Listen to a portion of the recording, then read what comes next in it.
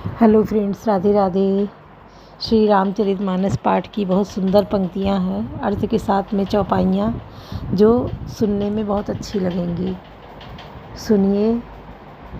राम, लक्ष्मण, भरत, शत्रुघ्न 4 भाई थे और चारों भाई बहुत लाड़ प्यार में पले थे, क्योंकि राजा दशरथ के बच्चे नहीं थे। वो बहुत परेशान थे इस बात को लेके। तो काफ़ी इनकी उम्र हो गई थी, 3 शादियां की, फिर भी बच्चे नहीं थे। तो इन्होंने ऋषियों को, गुरुओं को बुला के पूछा क्या किया जाए, कैसे संतान हो। और दशरथ का बहुत बड़ा विशाल राज्य था, क्योंकि बहुत बलशाली राजा थे, बुद्धिमान थे, तो इनके राज्य का विस्तार काफ़ी बड़ा था। तो इनसे गुरुजी ने कहा था कि आप पुत्र प्राप्ति यज्ञ करवाइए। तो पुत्र प्राप्ति यज्ञ होता है, आज भी होता है। आज कहाँ होता है? गंगा जी के किनारे होता है। जो अच्छे पंडित जी हैं, ज्ञानी, वो लोग ये चीज़ बताते हैं और करवाते हैं। 7 दिन 11 दिन का अनुष्ठान करते हैं, वहीं रहना पड़ता है गंगा जी के किनारे, और वहीं ये हवन यज्ञ पूजा होती है। दोनों पति पत्नी वहीं जाके उनको वहीं रहना होता है। तो पुत्र प्राप्ति यज्ञ राजा दशरथ जी ने करवाया था। तब इनको वही यज्ञ से हव्य निकली थी। अग्नि देवता खीर लेकर प्रकट हुए थे। वो खीर राजा दशरथ को प्रसाद स्वरूप मिली थी यज्ञ के पूर्णाहुति के बाद। तो जो खीर मिली उसको बताया कि जाके जैसा चाहे वैसा आप दे दे, जाके बांट दे। तो राजा दशरथ जब खीर लेके गए तो उसको आधी कौशल्या को दे दी, आधी कैकेयी को दे दी। तो जब दे दी तो इन लोगों को लगा अरे सुमित्रा को नहीं मिला। रहती सब बहुत प्यार से थी, तीनों रानियाँ बहुत प्यार से बहनों की तरह रहती थी, एक दूसरे का मान सम्मान करती थी।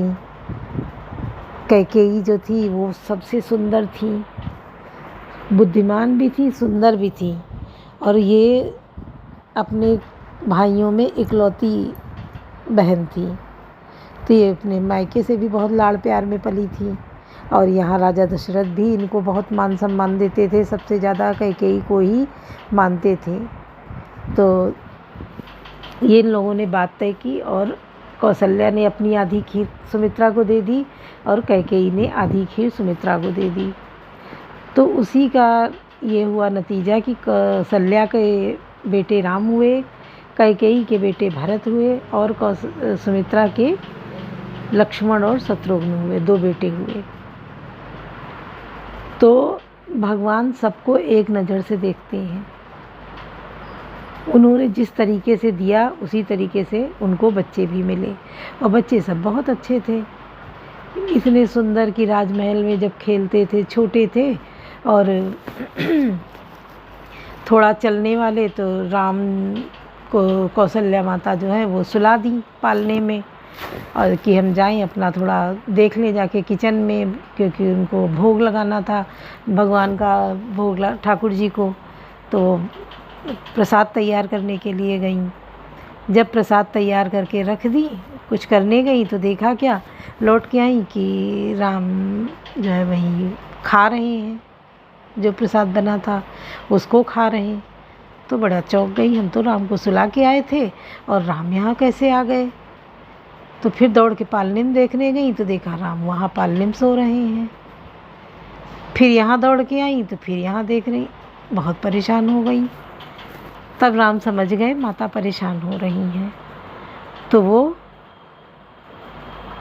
उनको दिखाया अपना रूप। बस एक ही, वही जब जन्म लिया तब दिखाया, और कौशल्या माता समझ गई कि ये भगवान ही हैं, ये भोग लगा रहे हैं।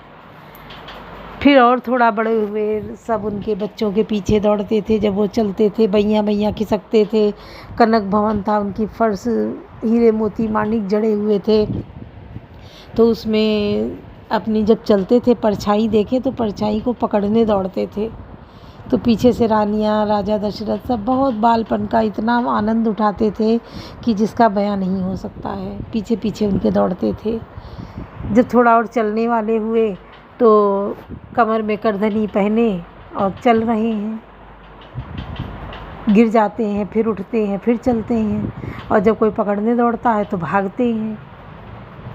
तो क्या है, ठुमक चलत रामचंद्र बाजत पैजनिया, ठुमक चलत रामचंद्र। तो जब ठुमक ठुमक चलते हैं तो उनके पैरों की पैजनियाँ और कमर की करधनी बजती है, तो बड़े खुश होते हैं, किलकारी मार के भागते हैं। और जब भी कुछ खाने को मिलता है तो खाते खाते दौड़ने लगते हैं। तो अच्छा, कौवे का भी इसमें बड़ा वो है। जब कृष्ण जन्म लिया तो भी कौवा था, राम जन्म लिया तो भी कौवा था। उस काग के भाग बड़े सजनी, हरी हाथ से ले गयो माखन रोटी। कौवा जो है आके हाथ से रोटी लेके चला गया। तो उस काग के भाग बड़े सजनी, हरी हाथ से ले गयो माखन रोटी। तो यहाँ कौवे की भी बड़ी तारीफ करी गई है, और सच में ये तो सही है। तुम सुकाज कठिन जग माही, जो नहीं होई तात तुम पाई, सर्व सिद्धि सब काज नाथ मोहि आदर दियो, अस विचार जुगराज तन पुलकित हर्षि थियो, कवन सुकाज कठिन जग माही, जो नहीं होई तात तुम पाई। स्वामी के सब कार्य अपने आप सिद्ध हैं, या तो प्रभु ने मुझको आदर दिया है जो मुझे अपने कार्य पर भेज रहे हैं, ऐसा विचार कर युवराज अंगद का हृदय हर्षित और शरीर पुलकित हो गया। बंद चरण और धर प्रभुताई, अंगद चले उस वहीं सिरुनाई, प्रभु प्रताप और सहज संकारन बाकुरा बाली सुतबंका। चरणों की वंदना करके और भगवान की प्रभुता हृदय में धरकर अंगद सबको सिर नवाकर चले। प्रभु के प्रताप को हृदय में धारण किए हुए रणबाकुरे वीर बालपुत्र स्वाभाविक ही निर्भय हैं। पुर पैठत रामन कर बेटा, खेलत रहा सो होई कहे बेटा, बात ही बात करस बढ़ियाई, जुगल अतुल बल पुनि तरुणाई। लंका में प्रवेश करते ही रावण के पुत्र से भेंट हो गई, जो जहाँ खेल रहा था। बातों ही बातों में दोनों में झगड़ा बढ़ गया, क्योंकि दोनों ही अतुलनीय बलवान थे और फिर दोनों ही की युवावस्था थी। तेई अंगद कहूँ लात उठाई, गई पद पटके भूमि मवाई, निश्चर निकर दे कि बट भारी, जहाँ तहाँ चले न सकई पुकारी। उसने अंगद पर लात उठाई, अंगद ने वही पैर पकड़कर उसे घुमाकर जमीन पर दे पटका मार गिराया। राक्षस के समूह भारी योद्धा देखकर जहाँ तहाँ भाग चले, वे डर के मारे पुकार भी न मचा सके। एक एक सन मरम न काहीं, समुझता सुबद चुप कर राही, भयो को लाल नगर मजारी, आवा कपिलंका जय जारी। एक दूसरे को मर्म असली बात नहीं बतलाते। उस रावण के पुत्र का वध समझकर सब चुपचाप रह कर जाते हैं। रावण पुत्र की मृत्यु जानकर और राक्षसों को भय के मारे भागते देखकर नगर भर में कोलाहल मच गया कि जिसने लंका जलाई थी वही वानर फिर आ गया है। अब धो कहा करी कर तारा, अति अद्भुत कर सब करें विचारा, बिन पूछे मगुदे दिखाई, यही बिलो कि सोई जाई सुखाई। सब अत्यंत भयभीत होकर विचार करने लगे कि विधाता अब न जाने क्या करेगा। वे बिना पूछे ही अंगद को रावण के दरबार की राह बता देते हैं। जिसे ही वे देखते हैं वही डर के मारे सूख जाता है। कमन सुखाज कठिन जग माही, जो नहीं होए तात तुम पाई, गयो सभा दरबार तब सुमिर राम पद कंज, सिंह ठमनीत उत चितौ धीर वीर बलपुंज, कवन सुकाज कठिन जग माही, जो नहीं होए तात तुम पाई। श्री राम जी के चरण कमलों का स्मरण करके अंगद रावण की सभा के द्वार पर गए, और वे धीर वीर और बल की राह से अंगद सिंह की सी ऐर शान से इधर उधर देखने लगे। तुरंत निशाचर एक पटावा समाचार, राम नहीं जनावा, सुनत बेअस बोला दस्सी सा, आनो बोले कहाँ कर कीसा। तुरंत ही उन्होंने एक राक्षस को भेजा और रावण को अपने आने का समाचार सूचित किया। सुनते ही रावण हंसकर बोला, बुला लाओ, देखें कहाँ का बंदर है। आये सुपाई दूत बहुधाये, कभी कुंजर ही बोली लई आए, अंगद दीघित सानन वैसे सहित प्राण कंजल गिरी जैसे।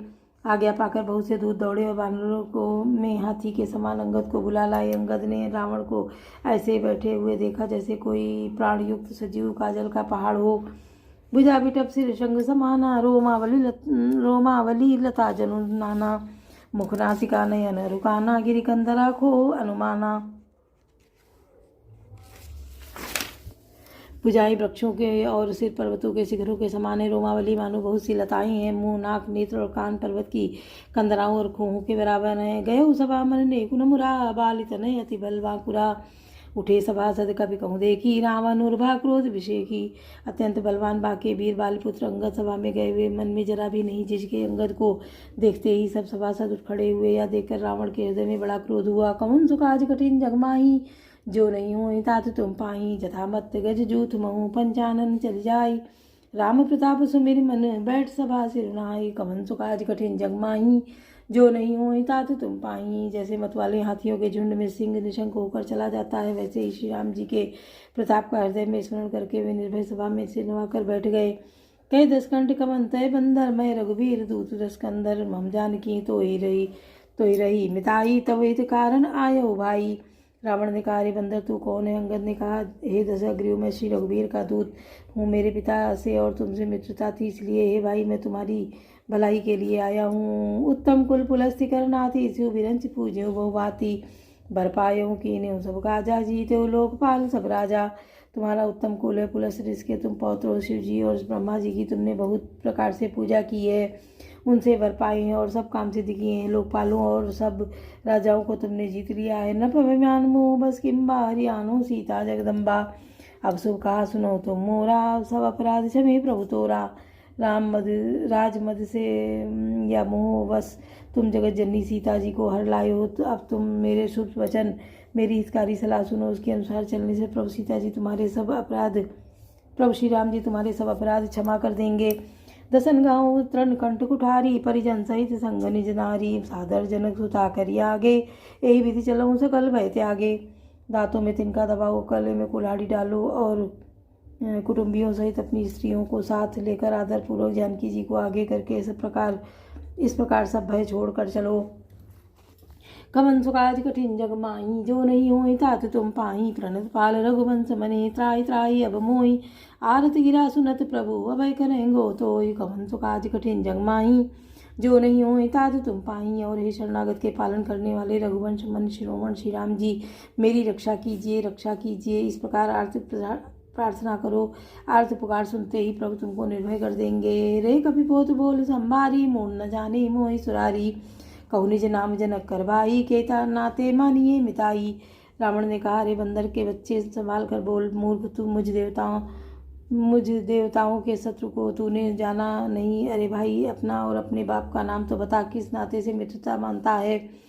अंगद नाम बाली कर बेटा, तासो कबहू भई ही बेटा। अंगद वचन सुनत सकुचाना, रहा बाली बानर मैं जाना। अंगद ने कहा, मेरा नाम अंगद है, मैं बाली का पुत्र हूँ, उनसे कभी तुम्हारी भेंट हुई थी?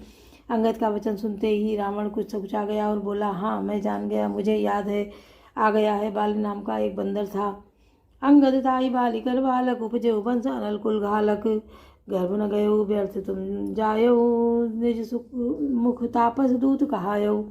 अरे अंगद, तू ही बाल का लड़का है। अरे कुलनाशक, तू तो अपने कुल रूपी बांस के लिए अग्नि रूप हो पैदा हुआ। गर्भ में ही क्यों ना नष्ट हो गया, तो व्यर्थ ही पैदा हुआ, तो अपने मुँह से तपस्वियों का दूत कहलाया। अब कहूँ कुशल बालिक कहाँ आई, बेअस वचन तब अंगद कहाई। दिन 10 गए बालिक पहिया जाई, बूझे कुशल सका उरलाई। अब बालिक की कुशल तो बता, वह आजकल कहाँ है? तब अंगद ने हंसकर कहा, 10 दिन बीतने पर स्वयं ही बालिक के पास जाकर अपने मित्र को हृदय से लगाकर उसी से कुशल पूछ लेना। राम विरोध कुशल जैसे होई, सो सब तोई सुनाए सोई। सुन 60 भेद होई मन जाके, श्री रघुबीर हृदय नहीं जाके।